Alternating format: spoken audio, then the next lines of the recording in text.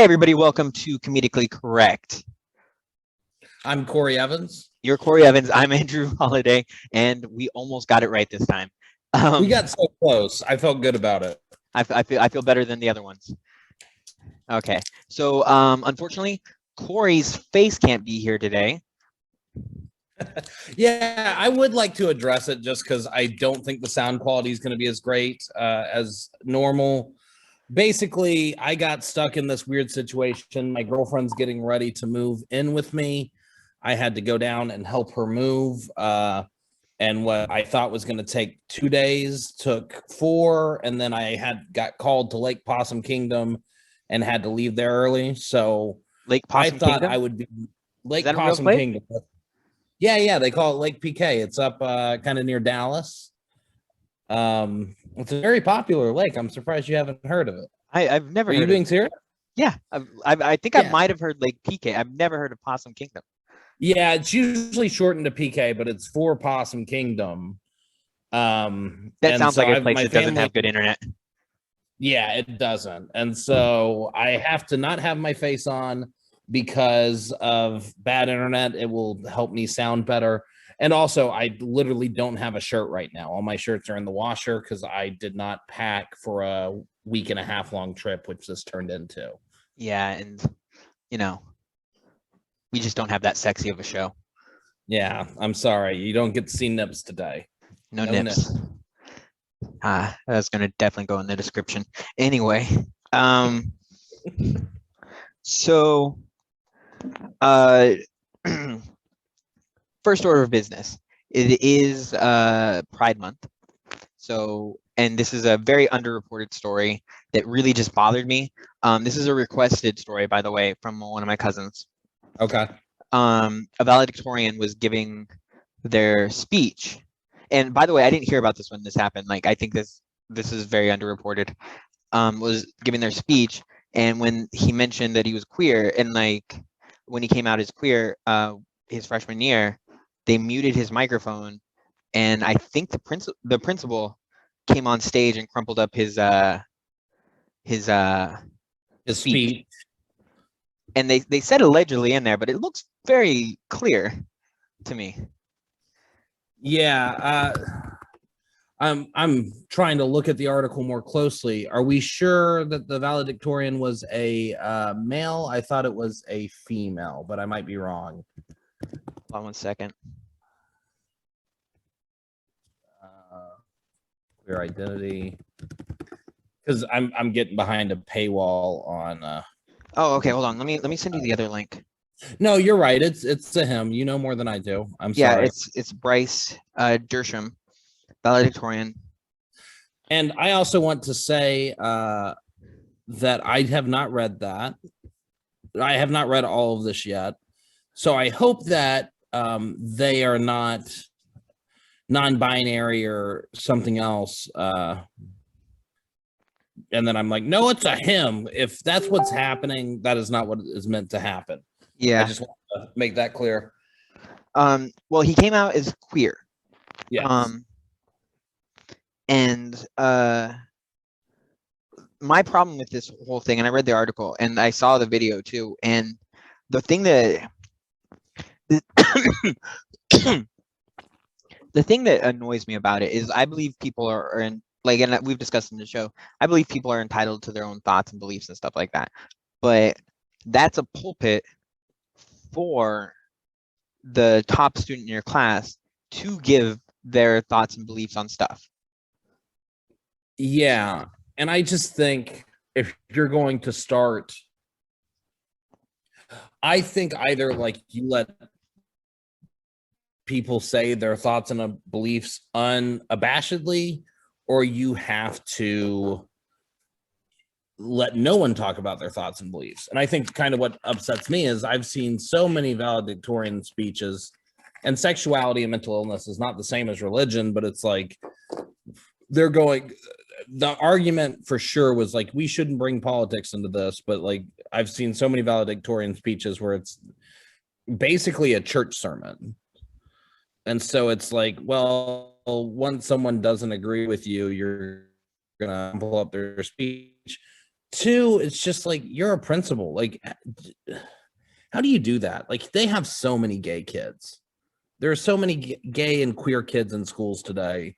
And to take away this queer kid's speech and try to make him hide his identity and his struggles is just not just mean to that kid, but you're basically telling a good majority of your student population, like, hey, you can't trust me and you are not safe here. Yeah, well, it's telling them that they're wrong and something that's it's as natural as being straight. Like it's just as natural. And I know there are people that disagree with me, and I understand that there's a disagreement there. Just I've looked into it for a long time, and I know that that's my belief system. And the same thing is, if somebody was over there talking about their religious journey, which I think I've talked about before in many instances, and someone like stopped me, I would be extremely offended. Yeah. I think even like saying, I know there are people who don't believe that being gay is natural. Even that, like, it's like, I'm willing to talk both sides and I'm willing to hear both sides, but that's not a good side. Like, that's when you just like, hey, this has been proven and I don't believe it. I'm willing to talk intellectually to people about either side. But if your side has no intellectual backing to it, then it's like it doesn't. There's no, you're absolutely right. There's no real argument against what we're saying. Like other than like that's just what I believe. And I was like, all right, well, you get to think what you want, but it doesn't make it right. I think I have this so often as a teacher. As a teacher, Are you still there?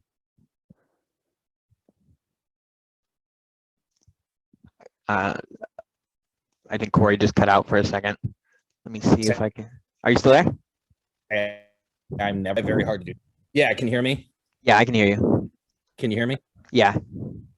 You cut off. I can hear you. You cut off right at. I cut off. All right, you're still cutting off. Hold on a second. Let me switch to my hotspot. Maybe it's my internet. I doubt that. I bet it's my internet.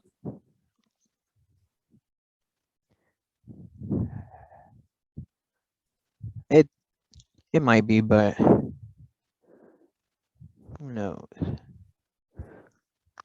But okay, so you left off before you cut out. You were talking about you have to deal with this a lot as a teacher. Okay, so as a teacher, I am not supposed to have my politics in the classroom, and I don't think I should. And I don't tell people who I'm going to vote for, but then there are things that some people still see as political that I don't see as political anymore. So if it's like, should gay people have rights? Mm-hmm. I understand there are groups of people who try to make that a politics thing, but I'm just like, no, that's a human rights thing. And like, you're trying to take away human rights from someone with no scientific or factual backing. And so like, I don't consider that a political thing anymore. And so that's kind of what upsets me about this is like, that's not a politics thing. Like, it's a personal belief thing. Gay people are gay. Like, they don't decide to fuck dudes for attention or because they're going through a phase. Like, yeah. And so it's like, I would hate to live in a world. I enjoy having sex with women, and I would hate to live in a world where it's like, well, you have to either pretend you don't, not only do you have to pretend that you don't enjoy having sex with women, you have to have sex with men to kind of prove you don't like having sex with women, or you're going to get like treated like shit. Yeah. And so I just think that's one of those weird things to where it should not be political. It should just be like, hey, should we treat humans with kindness and respect? But somehow some people still make it political. Or at the very least, treat them like everybody else. Yeah. Like, at least even to everybody else. Yeah. Well, my thing was like when I was told Like when I was told like younger, and this is something that I always thought was stupid, was they're like, it's a choice. And I was like, really? Because I don't, it's, could, and my question was like, well, could you choose it?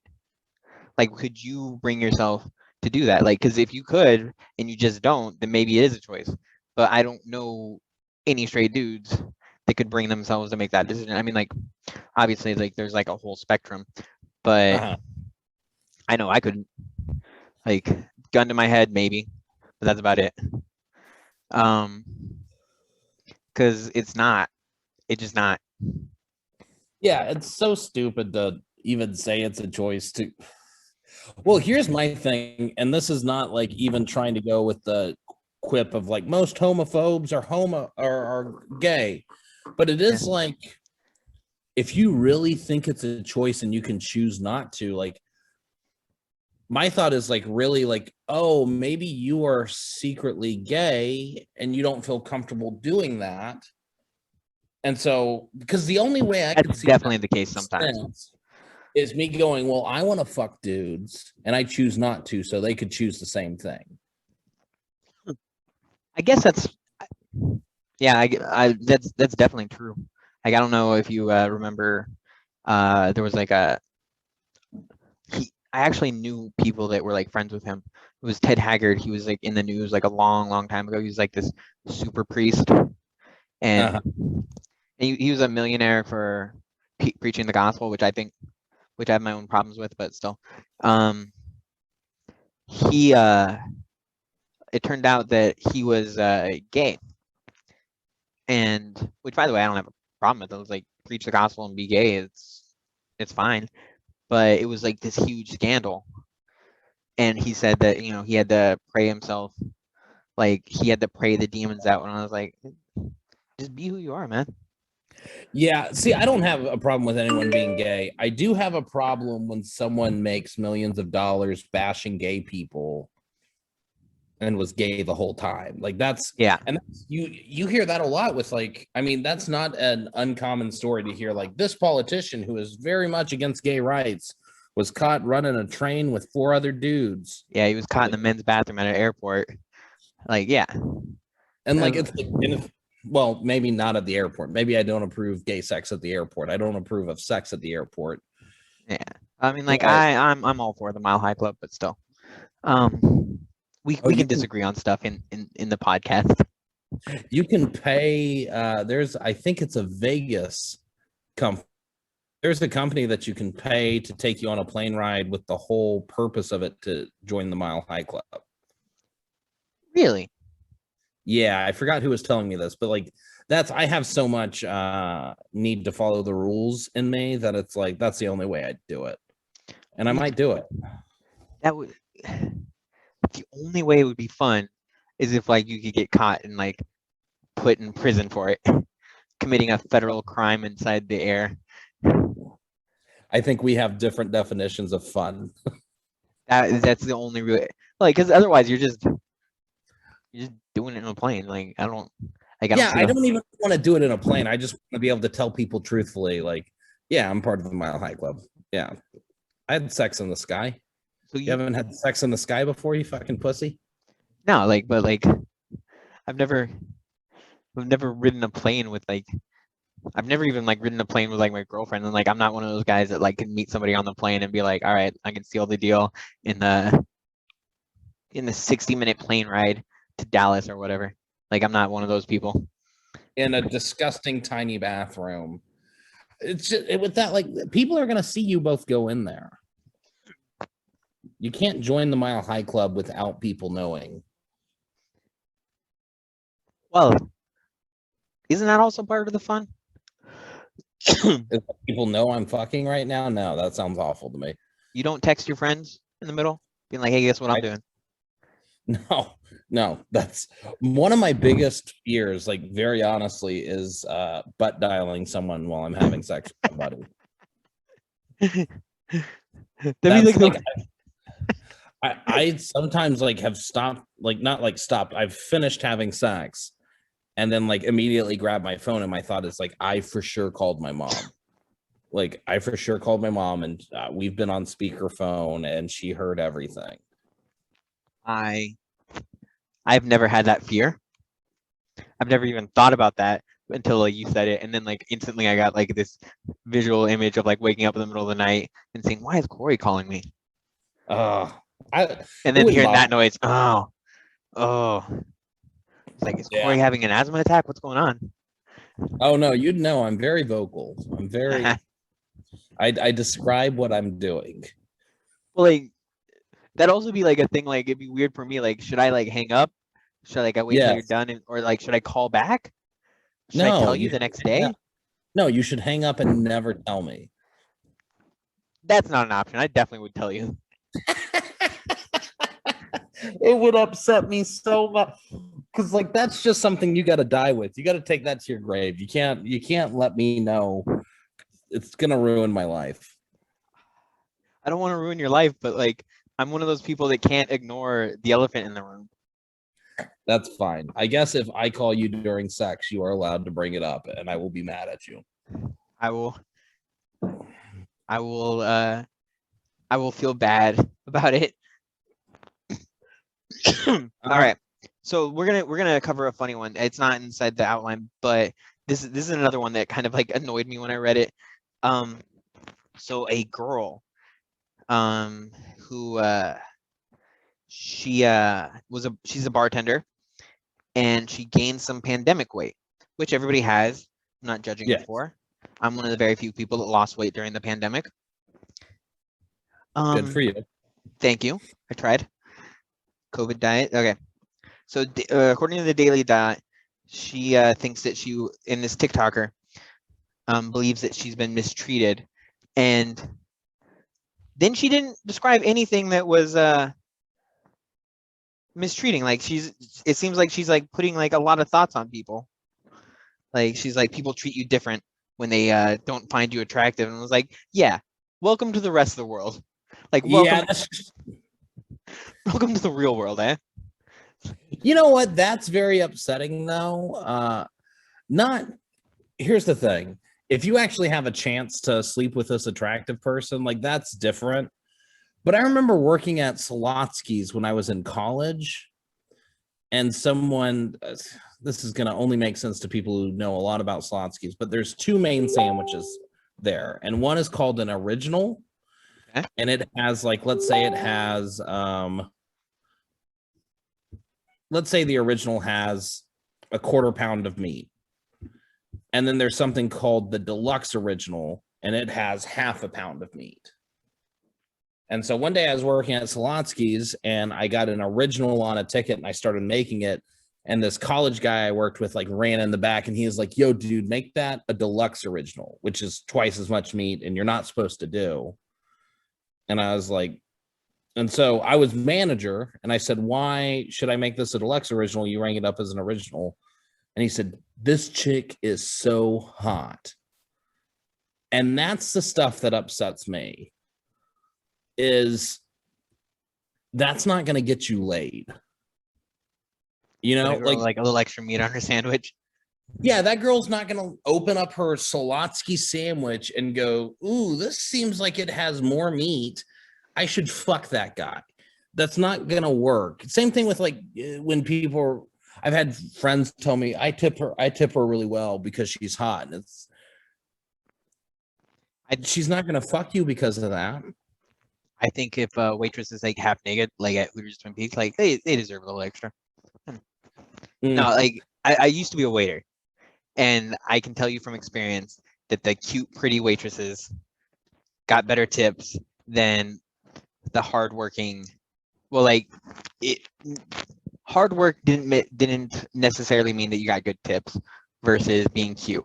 There was a girl who messed up everything, but she was cute and pretty charming, and she got way better tips than I ever got on a regular basis. Did she ever fuck somebody because they tipped her 30% instead of 20%? No, that never happened. I'm relatively sure. I don't know her life, but I'm pretty sure that never happened. I don't understand looking at someone and saying they look like someone I would enjoy having sex with, So I'm going to do this nice thing for them that is not going to get me any closer to having sex with them. The only thing I can tell you is like the opposite's not true either. Like I do know guys that have like a resentment towards not even necessarily pretty women, just like women in general. Like they already reject themselves. They're like before like they'll talk to them. Like have you ever met these guys? Like Yes. yeah. So there's like a type of dude where they're like, fuck this bitch. And I was like, what's wrong with her? Did she say something? And I was like, no. And which is also what I think this girl's doing, where she's like putting thoughts on people that haven't even had those thoughts yet. Yeah, that's that. It seems like an esteem thing with Yeah. just. And here's the other thing is we all think we're ugly. I mean, for the most part. Mm-hmm. I every time I see a picture of myself, every time I look in the mirror, I'm like, you fat piece of shit. If you could just get back to the weight you were a year ago. And then every time I see a picture from myself a year ago, I go, man, you looked so good a year ago. And right now you could take a picture of me and in a year, I'm going to go, man, you look so good a year ago. I just don't. You feel like Yeah, I don't. Worse. Like you're just not enjoying what's there now. I think part of it is maybe I should start taking care of myself and working out. But like, I think most of it is self-esteem. I don't think there is a level of attractiveness I could hit where I would feel attractive. And when that becomes true, that is not a attractiveness issue. That's a mental issue. Yeah, I used to have a six-pack and long, beautiful, flowing hair. I know it sounds like I'm lying because I look terrible right now. But in high school, I weighed like 140. I played basketball like 6 hours a day and had a six-pack and was a very attractive young man. And I thought I was hideous. And it's just, it's sad, but I think self-esteem is, I think that's a self-esteem thing, and it's not going to be fixed with her losing weight. It's not going to be fixed with even someone telling her hot. It's going to be fixed with her learning to love herself or going to therapy or something. I don't know. Yeah. Well, like it's like another thing where like you just like I don't think Brad Pitt like knows how like the real world is. Like there are people that live inside a bubble.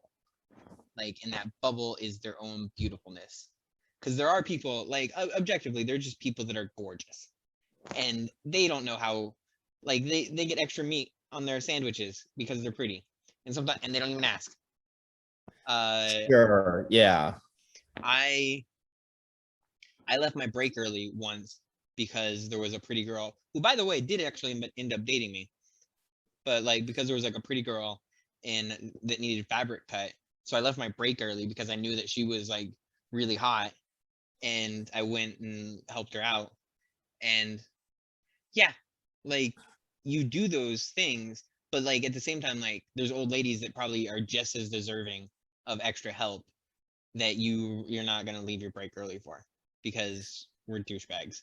But at the same time, pretty people realize that that time's out. Like you're gorgeous for a minute and then it goes away. Do you think they realize that? No.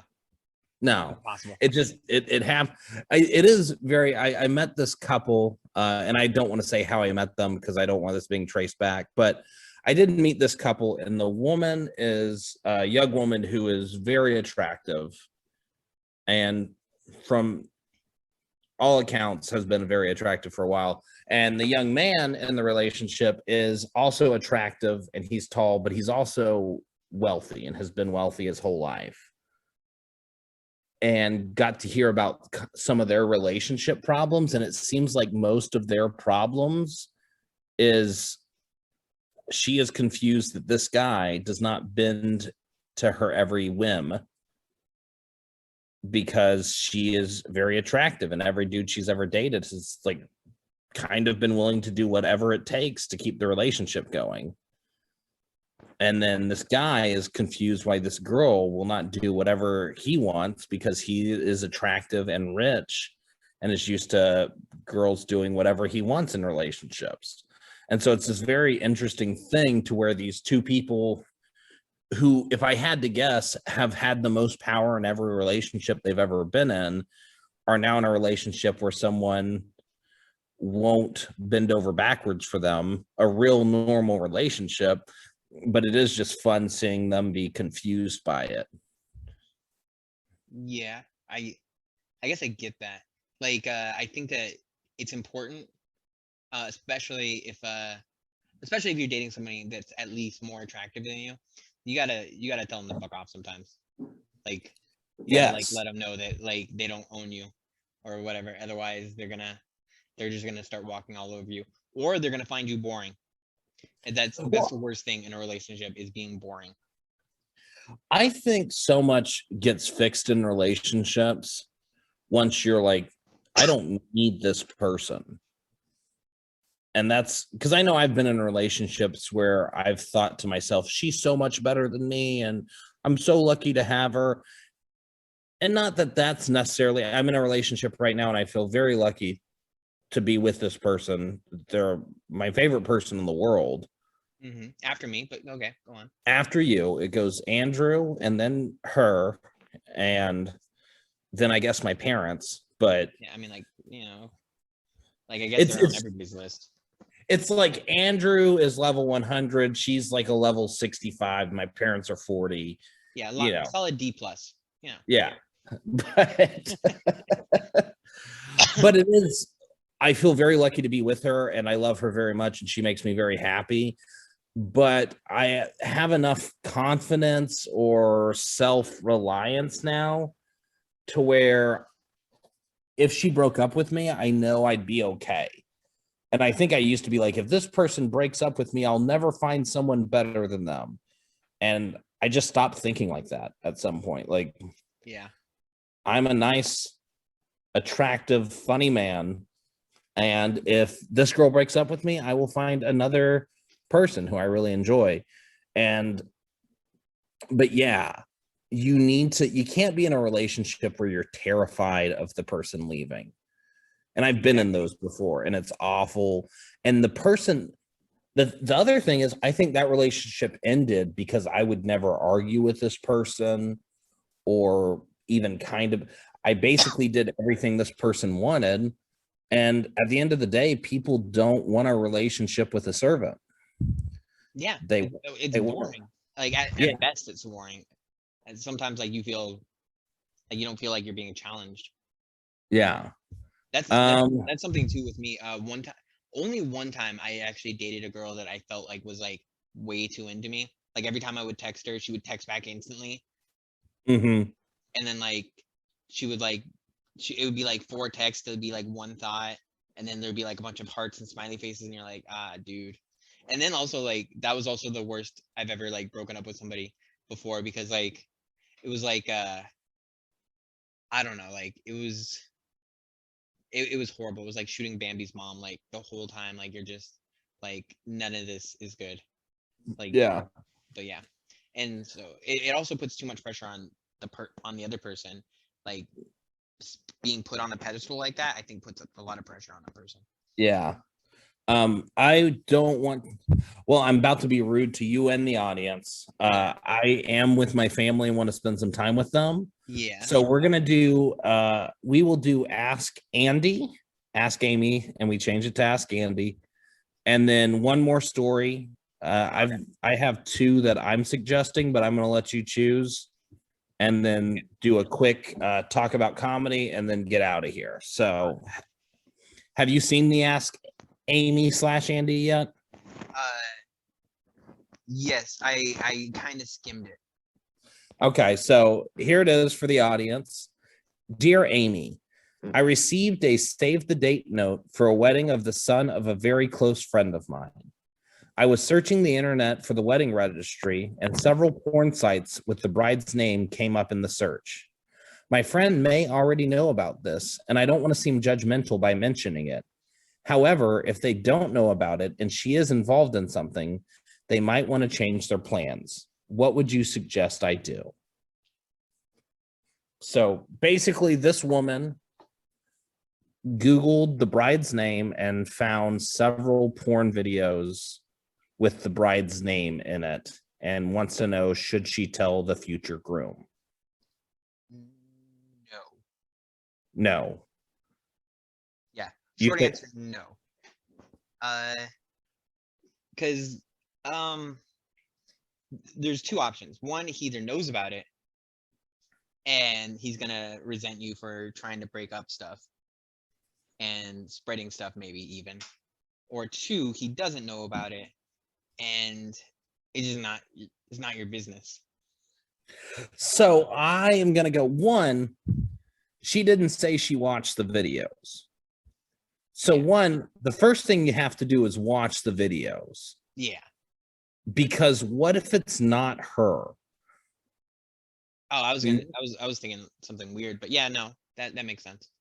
You have to watch the video and make sure you're not just telling him to break up with his porn star wife when maybe it's just a common name, or maybe unfortunately she was born with a porn star name. Yeah, like I actually know a girl named Jenna Jameson. Mm-hmm. So that's exactly who I was thinking about.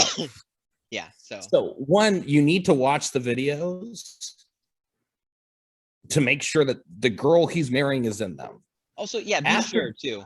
Like don't just take it on like, they're both brunettes. Like, be sure.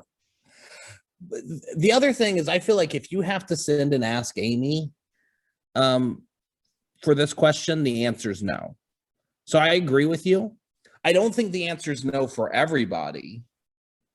But if you are that unsure, you are not close enough to this man to ask that question. To whereas for me, I have a couple of friends who are some of my best friends. And if they were going to marry someone and I saw that person and I knew for a fact they were a porn star and I was 100% sure, I would tell them. But I would tell them because I'd say, I know this friend well enough that if they haven't told me that she used to be a porn star or is currently a porn star, they don't know. I would book her for the bachelor party.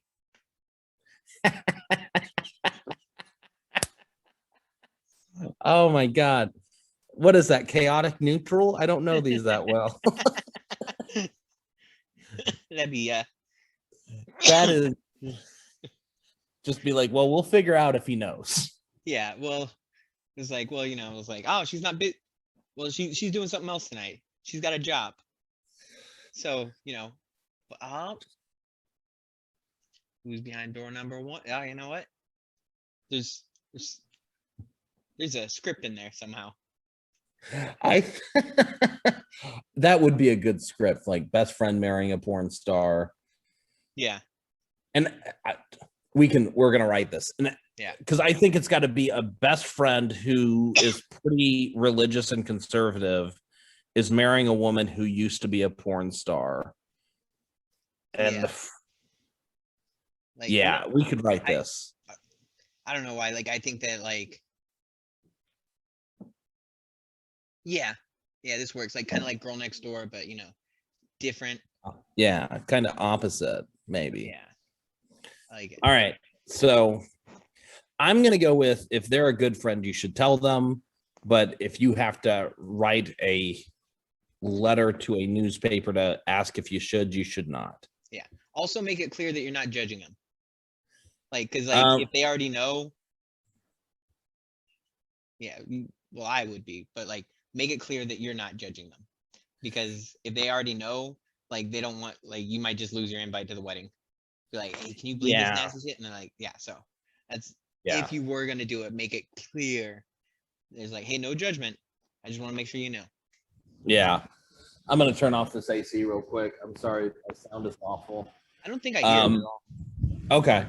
All right. So we can choose the last one, I think, just because it is a big topic. It's not necessarily the funniest topic, but do you want to cover Bill Cosby? Yeah, we gotta do that. Because the other one we can cover next week, and in fact, actually, any of the other ones we can cover next week. So on a technicality, and I know that there's some mixed feelings on this. today, in fact, Bill Cosby, who is a comedian, so this is in our wheelhouse, and was a former hero of mine, was released from prison. Yes. So I'm gonna read this first paragraph from what I've got. Pennsylvania's highest court threw out Bill Cosby's sexual assault conviction and released him from prison Wednesday in a stunning reversal of fortune for the comedian once known as America's Dad, ruling that the prosecutor who brought the case was bound by his predecessor's agreement not to charge Cosby. So that's a brief kind of intro to what happened. So essentially what happened was, on a technicality, but the prosecutor initially in the case agreed to not use his testimony. He was giving incriminating testimony against himself, agreed to not use that in the trial with one of his more recent accusers. Well, not one of the accusers that was actually charged him within the statute of limitations, literally days before the end of the statute of limitations, in fact. So the prosecutor agreed, and there's actually no written stuff down. It's not any written contracts or anything like that. They're not called contracts, but no written agreements. It was something verbal, and actually told to the news sources that they had this agreement in place, and then he went back on this agreement. So while part of me is, yeah, he didn't get a fair trial, the other part of me is this doesn't exonerate him. I agree. It should not exonerate him. He's got so many accusers. And so for one to, yeah, it's a weird technicality. I really don't like that in this article, they decided to, they were like, you know what is very important for this article? People need to know that he was called America's Dad. I feel like that is very weird for someone who has multiple sexual allegations. I think that the reason that you would put that in the article is to kind of show how far he's fallen in the public eye. Like, sure, somebody that was this, like, and I'm gonna be honest, like, I remember watching the Cosby Show and thinking, like, wishing that was my dad. And then, like, when the initial accusations like came out about him, like, there was a big part of me that just didn't want to believe him.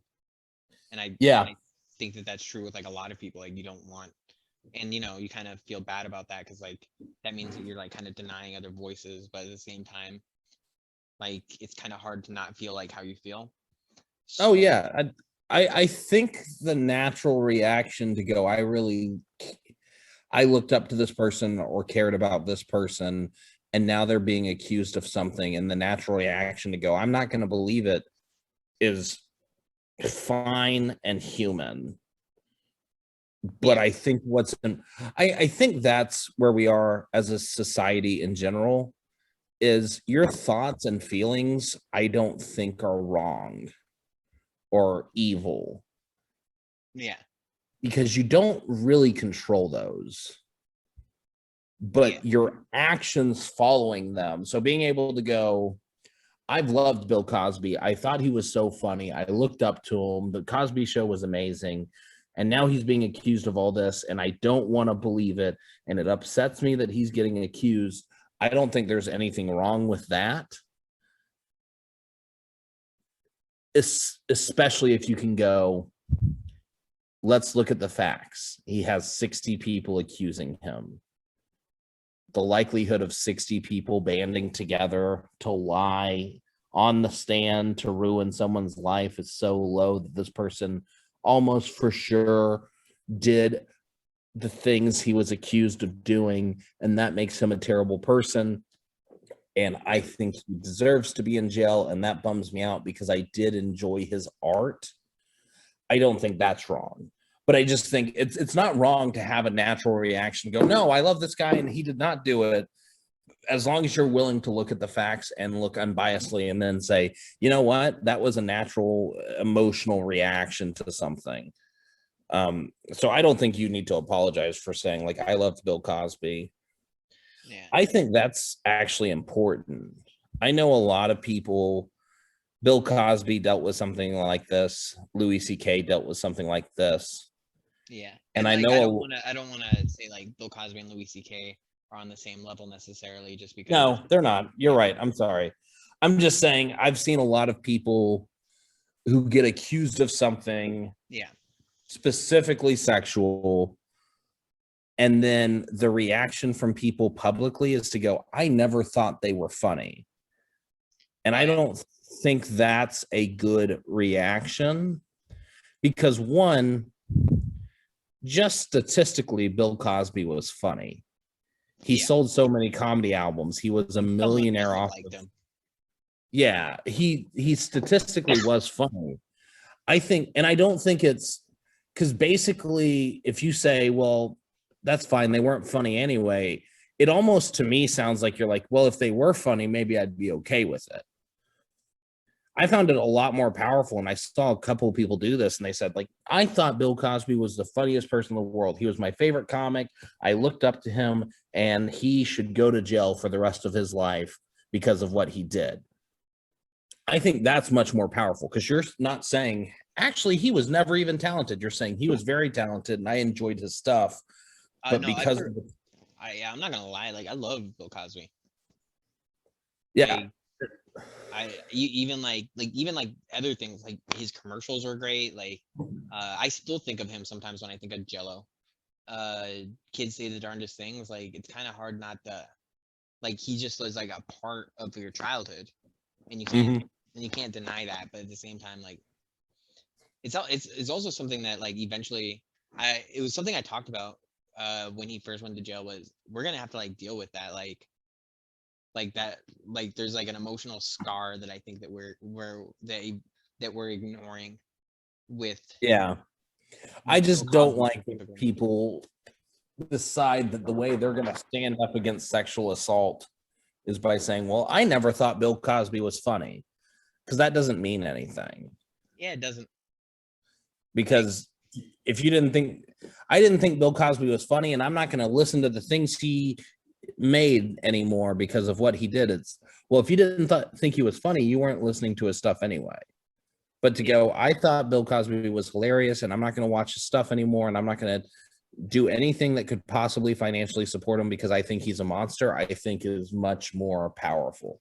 Well, one of the other things that happened, like, so his show was in syndication, and all those other actors and people that worked on those shows were still getting paid for the syndications, for it being in syndication, and then all that stuff got wiped clean.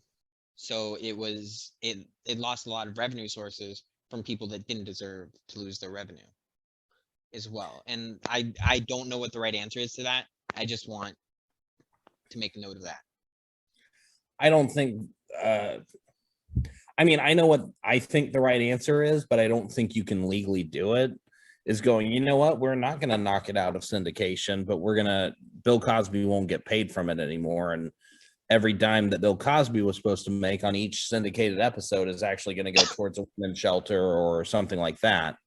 Or victims. Yeah. No, yeah. I don't think that's legal to do. So I don't know what is the correct answer in my mind that you could do legally, but that would be the correct answer if you could kind of throw the law out and say, like, we can do whatever, we can do the correct thing regardless of the law, which sounds stupid. Well, like, one of the things, so it doesn't, like, I hate to say this, but it doesn't seem like I really hate to say this, is it, when reading about the case, it seems, although it seems he's guilty, it also seems like he didn't get a fair trial. And so it's just like the legal system failed more. Yeah. So. And that's very disheartening. And it's such choppy water because you could go, well, he didn't get a fair trial, but he clearly did it. So let's ignore the fact that this part of the trial wasn't fair and keep him in jail. And I want to make it clear, I think he should be in jail for the rest of his life. Let me second that. Yeah. But the other thing is the point of the justice system. And I also know the justice system has failed historically and countless times. But the point is that it's not, here is what I believe should happen. Here is the correct way to make it happen. And so if a trial is unfair and you've had someone in jail for 3 years and it was proven that the trial was not fair, they should get out. Yeah, it's one of those things where the trial like, should part of happen me is like, again. yeah, and then part of me is like, but still, like, because I don't know what's going to happen. I would like to see the trial get out, and I would like to see a retrial. And if a statutes of limitations has passed, going, hey, these are extraordinary circumstances. well, they've already said that they can't retry him for this. So I don't like that. And Well, it's a double jeopardy thing, so it's like it's the same as if you were say it's the second round of Jeopardy. I know. yeah, it typically harder questions, but like, so double jeopardy is if you get convicted of a crime, like you can't get convicted of that crime again. Yeah, I can't think be it's tried if you get tried for a crime, you can't be tried for that crime again. Yes. And so, like, and the even point sometimes, of like, even that, new evidence comes out against people, but they can't do it because like the first time they went to trial, that evidence wasn't there, so they can't retry them for that same and I believe the true, if you're going, I'm going to believe in the system, the true goodness of that idea is if double jeopardy doesn't exist and my dad gets murdered and I think Andrew did it, I can get Andrew to go to court and have to defend himself. And then I could ruin Andrew's life, even if he can prove he didn't do it by taking him to court over and over again. Is I think that's where the idea of like why we're not going to allow this exists. But then I think you have to be able to look at it and go, well, if something was thrown out. Well, okay, so a good example is Amanda Knox story in Italy. Like she beat the charges and then they reopened the case and she beat the charges again. And then like they tried to reopen the case again. Like, yeah, like how many times did she have to prove her innocence? Or they're like, and her boyfriend, who was like also part of that whole thing, actually got put in jail a few times and lost his job because like they don't have those same rules that they have here. Well, so he has 60 people accuse him of sexual assault. Oh yeah, no, I'm not saying that he's innocent. I'm just saying that. No, I don't think you are. I don't think you're coming across as someone who's saying he's innocent. I'm just saying, I wonder, it seems like they tried all 60 of those at once. If they would have only tried 10 of those and then this got thrown out, could they go, okay, we're going to go to the next 10? They do that in certain cases, like with Jeffrey Dahmer. They didn't try all the cases at once. They tried only a few. So if like those failed, they could try other ones. And they do that with a lot of other serial killers. With Bill Cosby, they only one went to trial. Okay. And some of the other ones, the statute of limitations was way gone. Other ones, there wasn't enough evidence to do a trial. So like,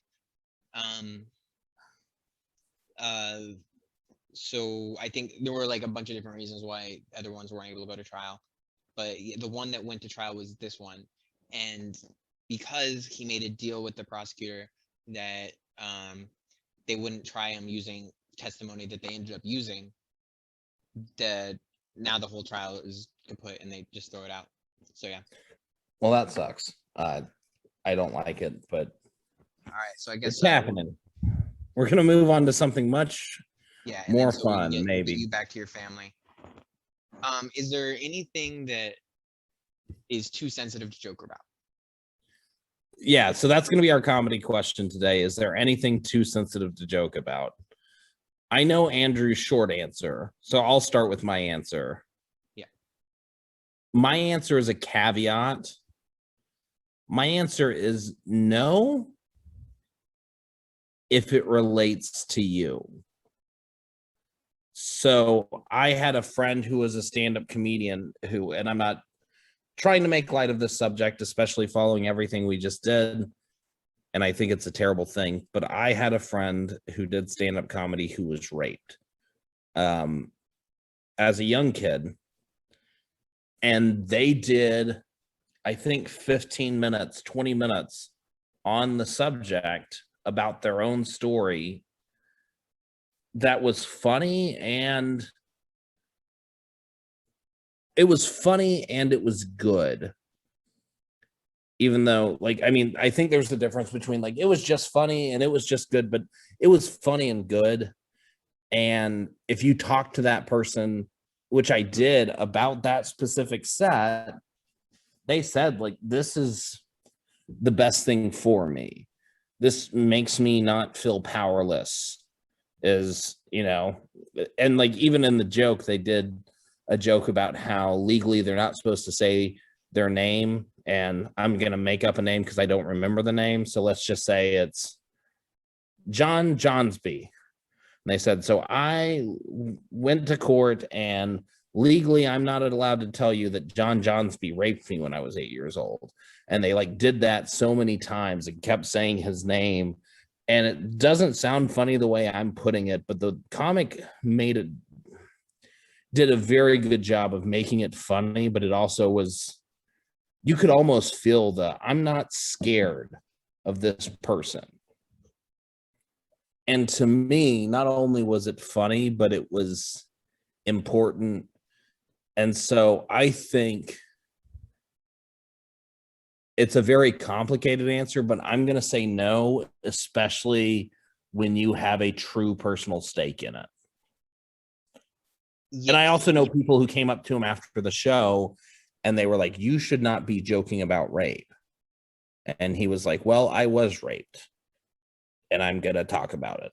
And so I definitely think when it relates to you, the answer is no. You're allowed to talk about it. Anything that you have a true stake in. So I 100% agree with you, but I would add, short answer is no. I don't think that there's anything that's too sensitive to joke about. One of the jobs of a comedian is to make light of, to find light in darkness, or to make light of a heavy situation. Yes. So I went through a very heavy situation after being attacked by a bear this last year, as you remember. And I couldn't think about some of the worst times without crying. Like I really couldn't.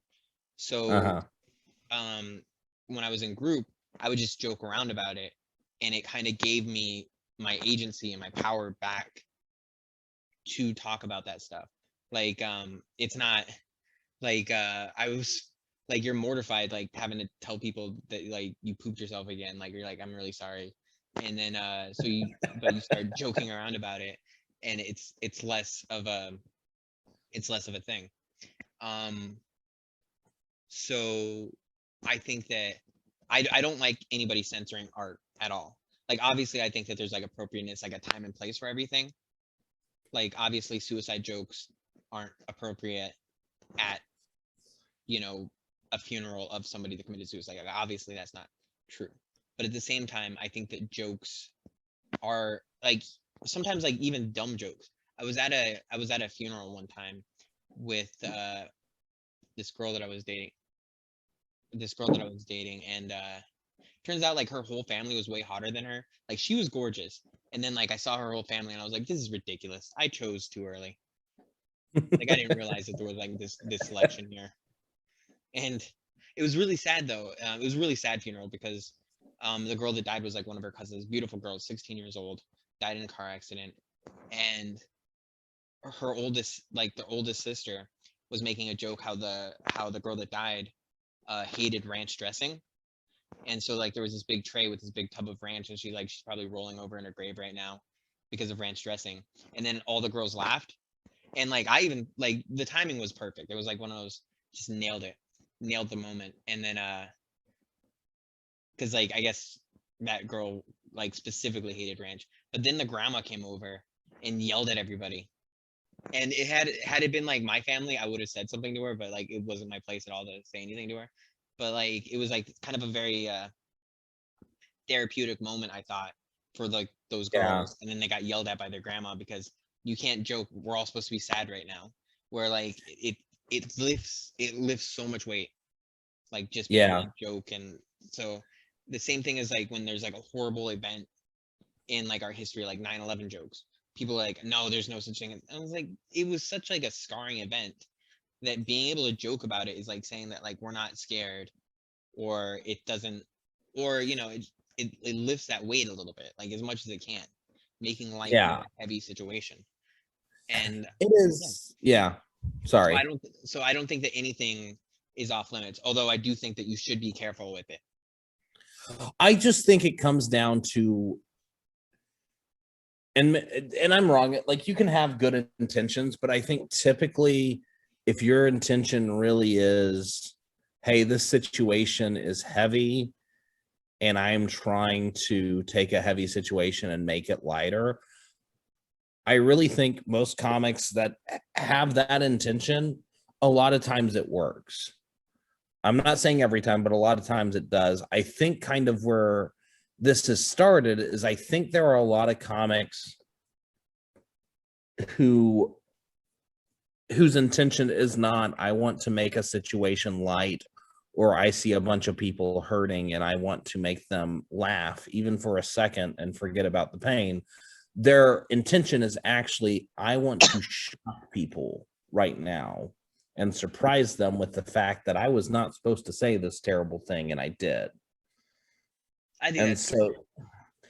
so I think a lot of it comes down to intentions. I'm not saying that you can't tell a joke with good intentions and it miss. That can happen, but for the most part, I mean, honestly, one of the most touching things I've seen in comedy, I wasn't even a big part of.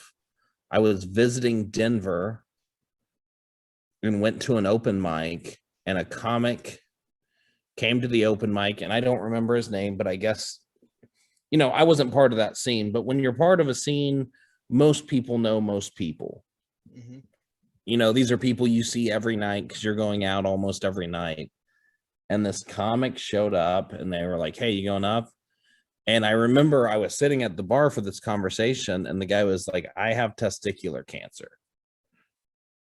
Like, I remember the question was, hey, you going up tonight? And this dude ordering a beer and just like very sad and kind of like given up, his answer to, are you going up tonight, is, I have testicular cancer. And it was the host who asked him that. And so then the host came out and he said, he said, hey, if you signed up, you can still do your set, but I'm going to ask that most people, tonight's going to be a roast of, let's call the guy Joe Bob. And Joe Bob has testicular cancer. We're roasting him. And then I did not, because I did not know the guy. But then I watched 15, 20 sets of comics going up. And I think this doesn't sound like that big of a sacrifice, but like really when you're like, I drove 20 minutes to tell these 5 minutes of jokes that I'm working on, and I came here just to tell these jokes. It is a little bit of a sacrifice to go, I'm not going to tell those jokes anymore. And then it was 15, 20 comics who just went up and they're like, fucking Joe Bob looks like a piece of shit. He deserves to have testicular cancer, which sounds awful, but Joe Bob was laughing his ass off. And you have to realize this is someone who definitely hadn't laughed for the last 4 hours since he went to the doctor and they told him he had testicular cancer. And now he's laughing his ass off because people are just like, yeah, you sorry sack of shit, you deserve it. But the thing is, he knew it was love, you know? And that is like, it does upset me. I think people without social skills, especially comics, will go like, oh, I see Andrew and Corey making fun of each other, I'm going to go make fun of Andrew. And it's like, no, you don't know Andrew. Oh yeah. But it's when it's someone who you know and who loves you and they're not trying to get a laugh. I remember having my nephew in the hospital. One of the hardest I ever laughed is I had a nephew who was born with a heart condition and had heart surgery the day he was born. And I was out at an open mic because I couldn't be there. It's not like I was like, well, fuck that surgery. It was, I didn't have a plane ticket to get there. I couldn't be there. And I did not want to be sitting at home thinking about it.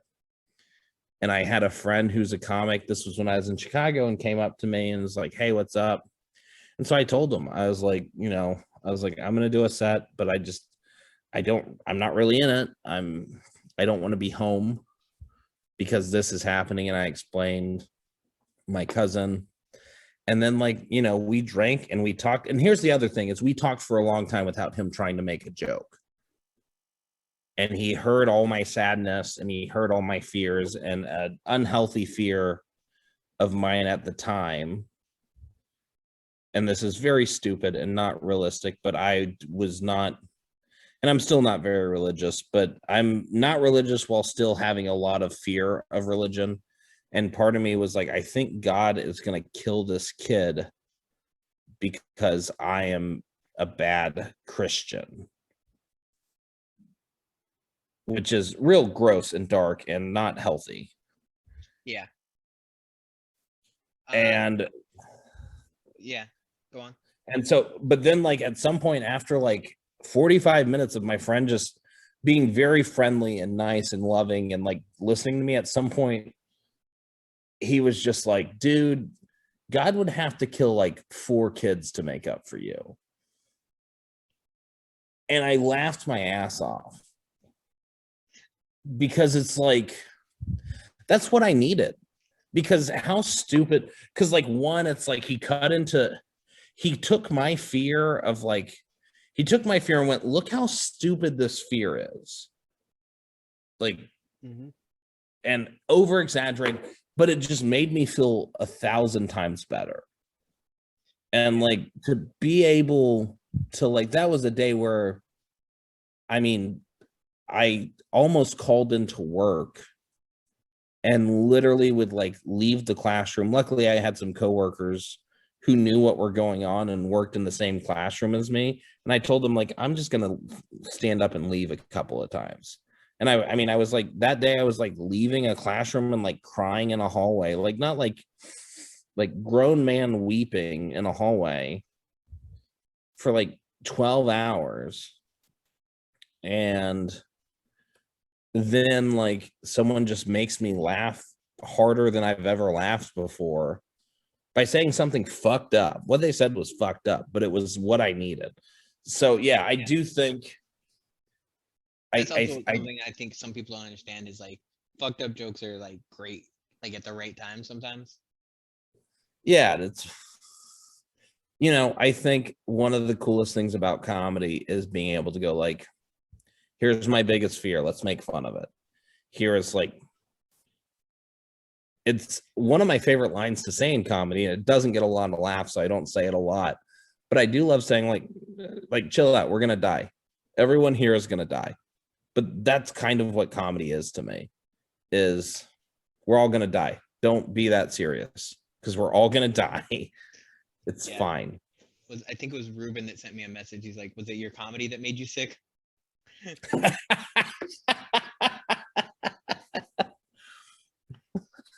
I was like, that burns. Fuck that guy. But it's also I can't speak for you. But it was fine. But you were in the hospital for how long were you after you got exactly 8 months?